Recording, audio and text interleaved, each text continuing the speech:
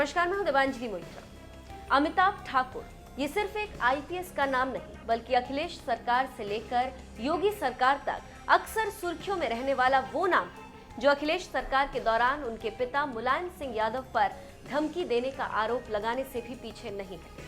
तो वहीं सूबे में बेहतर कानून व्यवस्था का दावा करने वाली मौजूदा योगी सरकार की पुलिस पर वसूली का आरोप भी खुलेआम लगाते हैं। सरकार पर सवाल उठाने वाले ऐसे आईपीएस अमिताभ ठाकुर आजकल एक बार फिर से सुर्खियों में। हालांकि इस बार उनकी सुर्खियों में रहने की वजह यह है कि गृह मंत्रालय की स्क्रीनिंग कमेटी ने यूपी के 3 आईपीएस अधिकारियों को सरकारी सेवा के उपयुक्त नहीं पाते हुए समय से पहले ही रिटायरमेंट दे दिया। ये 3 आईपीएस अफसर हैं अमिताभ ठाकुर, राजेश कृष्ण और राकेश शंकर। इन अफसरों में अमिताभ ठाकुर सबसे चर्चित नाम।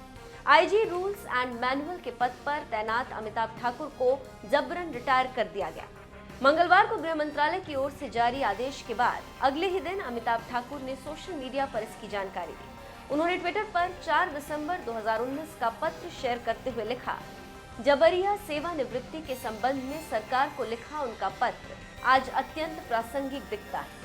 इस पत्र में आईपीएस अमिताभ ठाकुर ने लिखा था, मुझे विश्वस्त सूत्रों से बताया गया है कि उनके कथित रूप से असुविधाजनक और अप्रिय होने, मुकदमेबाज होने, आपराधिक वाद दायर करने या प्रशासनिक कार्रवाई करने की मांग करने की वजह से उन्हें अत्यंत उच्च स्तरीय दबाव में अनिवार्य सेवानिवृत्ति देकर नौकरी से अलग करने के उच्च स्तरीय मौखिक निर्देश हुए, जिसका शीघ्र क्रियान्वयन होगा। इसी पत्र में आईपीएस अमिताभ ने आगे लिखा था, अगर ऐसा हुआ तो ये घोर अन्यायपरक और मनमाना होगा, जिसका उद्देश्य प्रशासनिक व्यवस्था में अवांछित कर्मी को अलग करना नहीं, बल्कि इस प्रावधान का गलत प्रयोग करते हुए व्यवस्था में ताकतवर स्थानों पर बैठे तमाम व्यक्तियों के लिए असुविधाजनक और अप्रिय व्यक्ति को व्यवस्था से अलग करना होगा, जो अनुचित उद्देश्य से संचालित हो। मैं किसी भी तरह से अवांछित कर्मी नहीं हूँ, बल्कि ये संभव है कि मैं व्यवस्था में बैठे ताकतवर लोगों के लिए असुविधाजनक और अप्रिय हूँ। अमिताभ ठाकुर ने अपने ऊपर फर्जी ढंग से विभागीय कार्रवाई शुरू करने और उन्हें लंबे समय तक जानबूझकर लंबित रखे जाने की बात भी कही।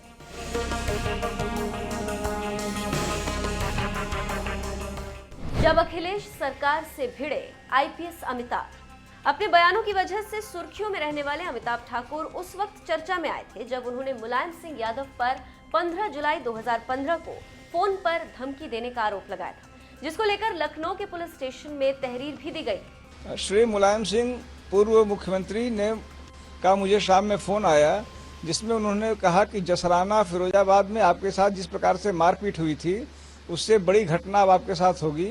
उन्होंने मुझे धमकी दी और कहा कि सुधर जाइए वरना आपके लिए ठीक नहीं होगा। मेरी जानकारी के अनुसार संदर्भ इसका यह है कि मेरी पत्नी ने श्री गायत्री प्रजापति खनन मंत्री के खिलाफ लोकायुक्त के यहाँ शिकायत की थी। प्रजापति जी ने हम लोगों को फर्जी रेप के मुकदमे फंसाने का प्रयास किया। हम लोगों ने तथ्य खोज के श्री प्रजापति और कुछ अन्य लोगों के खिलाफ एफआईआर कराया। उसी की बाद यह घटना दिखती है। मैंने निश्चय किया है कि मैं न तो ये काडर छोड़ूंगा, न मैं स्थान छोड़ूंगा और पहले की तरह अपना काम करता रहूंगा।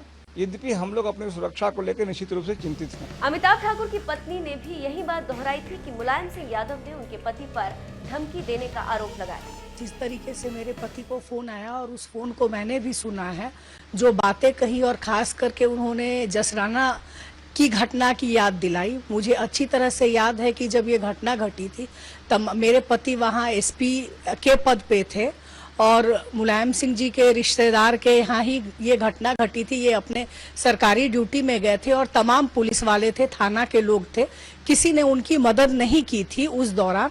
काफी मुश्किल से जान बची थी इनकी। और जिस तरीके से कहा गया कि उस घटना से भी बुरी स्थिति हो सकती है, उससे वाकई में मैं डरी हुई हूँ। जब तक सरकार की तरफ से सुरक्षा मुहैया नहीं कराई जाती, इस संबंध में जो भी एजेंसीज हैं, माननीय राज्यपाल महोदय हो गए, गृह मंत्रालय हो गए, हर जगह हम अपनी बात कहेंगे।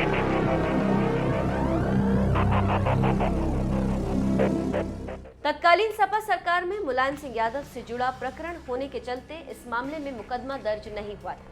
इसके बाद अमिताभ ठाकुर ने कोर्ट की शरण ली थी और कोर्ट के निर्देश पर इस मामले में मुकदमा दर्ज करने को कहा था। तब से इस मामले की जांच चल रही। इसके चलते अखिलेश यादव सरकार में ठाकुर को निलंबित कर दिया गया था। योगी की पुलिस पर लगाए वसूली के आरोप। अखिलेश सरकार से पंगा लेने वाले आईपीएस अमिताभ ठाकुर का बेखौफ अंदाज योगी सरकार में भी जारी रहा।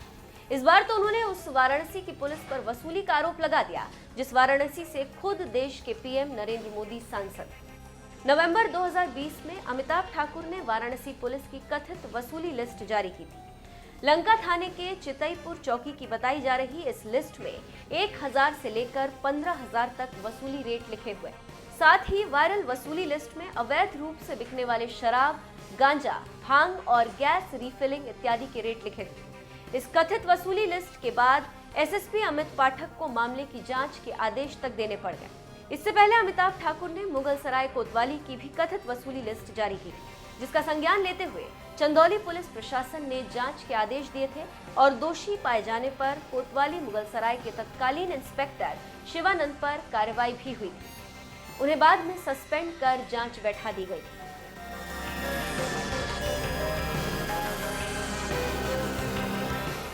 खुद अमिताभ पर भी लग चुके हैं आरोप।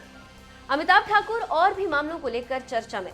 उन पर आरोप था कि उन्होंने 16 नवंबर 1993 को आईपीएस की सेवा शुरू करते समय अपनी संपत्ति की जानकारी शासन को नहीं दी। साथ ही ठाकुर ने 1993 से 1999 तक का संपत्ति विवरण शासन को एकमुश्त दिया। उनके इस वर्षवार वार्षिक संपत्ति विवरण में काफी अंतर। उन्होंने अपनी पत्नी और बच्चों के नाम से काफी संख्या में चल और अचल संपत्तियां बैंक पीपीएफ जमा किया, जिसकी सूचना शासन को नहीं देने के आरोप। ऐसे चर्चित आईपीएस अमिताभ ठाकुर पर केंद्र सरकार ने बड़ी कार्रवाई करते हुए जबरन रिटायरमेंट दे दिया। आपको बता दें कि दागी और कामचोर अधिकारियों के खिलाफ कार्रवाई की दिशा में सरकार ने कड़ा कदम उठाया। उत्तर प्रदेश कैडर के आईपीएस अधिकारी अमिताभ ठाकुर, राकेश शंकर और राजेश कृष्णा को उनके सेवा काल पूरा होने से पहले ही अनिवार्य सेवानिवृत्ति दे दी गई। ये पहला मौका है जब उत्तर प्रदेश में एक साथ 3 आईपीएस अधिकारियों के विरुद्ध ऐसी कार्रवाई की गई।